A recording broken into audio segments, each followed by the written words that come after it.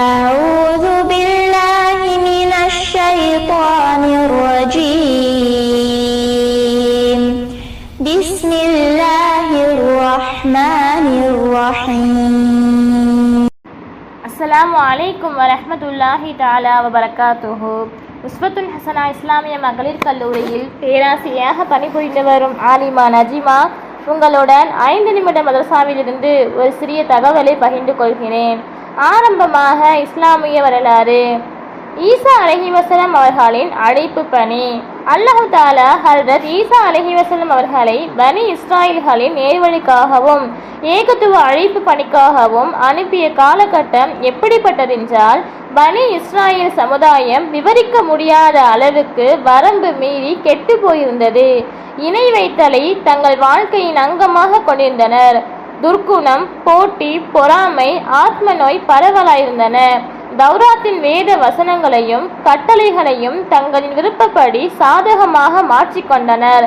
தங்களின் மூட கொள்கையின் காரணமாக ஜக்கரியா மற்றும் யஹ்யா அலைஹிவஸல்லம் ஆகியோரை ஷஹீதாக்கினார்கள்.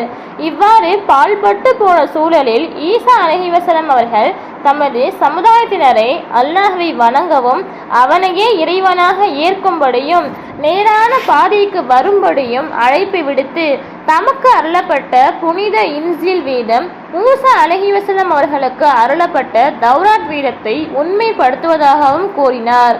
மேலும் தமக்கு பிறகு ஒரு நபி வருவார், அவர் பெயர் வேதங்களில் அஹ்மது என்று கூறப்பட்டிருப்பதாகவும் நீங்கள் அவரை உண்மையான இறுதி தூதர் என ஏற்றிட வேண்டும். மேலும் அவர்களுக்கு அருளவிருக்கும் குர்ஆனையும் நம்ப வேண்டும் என கூறினார்கள்.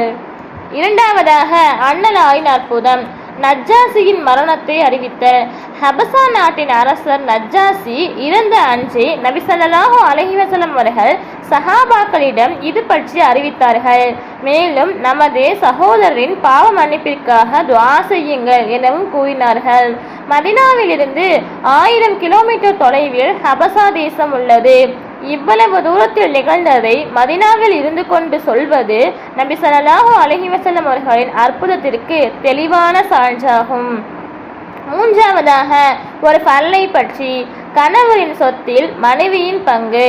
குர்ஆனில் அல்லாஹ் தஆலா கூறுகிறான், உங்களுக்கு பிள்ளை இல்லாதிருப்பின் நீங்கள் விட்டு சென்றதிலிருந்து அவர்களுக்கு கால்பாகம் உண்டு.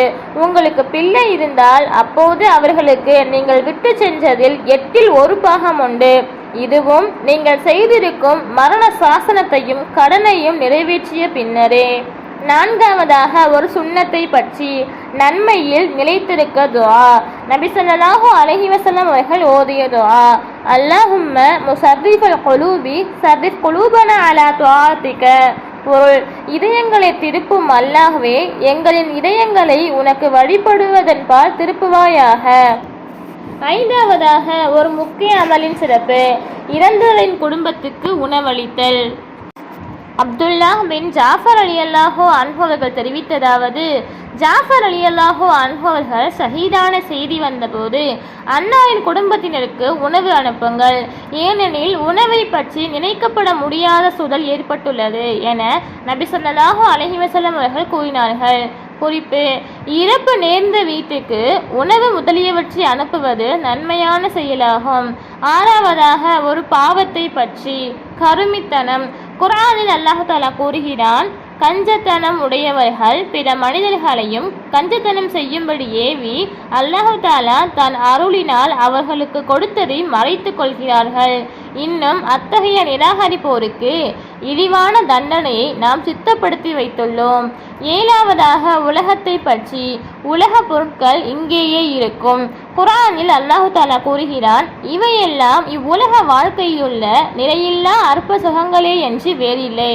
மேலும் மறுமையின் நித்திய வாழ்வு இரட்சகனிடம் அவனை அஞ்சுபவர்களுக்குத்தாம். எட்டாவதாக மறுமையை பற்றி. சொர்க்கவாசிகள் அல்லாஹ்வை தரிசிப்பர்.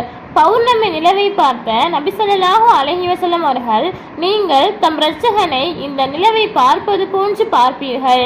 அவ்வாறு பார்க்கும்போது எவ்வித குழப்பத்தையும் நீங்கள் உணர மாட்டீர்கள் என கூறினார்கள். ஒன்பதாவதாக நபி வழி மருத்துவம். கிஸ்மிஷின் பயன்கள். அபு ஹிந்தாரி ரலியல்லாஹு அன்ஹு அவர்கள் தெரிவித்ததாவது, நபி ஸல்லல்லாஹு அலைஹி வஸல்லம் அவர்களின் திரு சமூகத்தில் ஒரு பானை நிறைய கிஸ்மிஸ் பழங்கள் அன்பளிப்பாக சமர்ப்பிக்கப்பட்டது.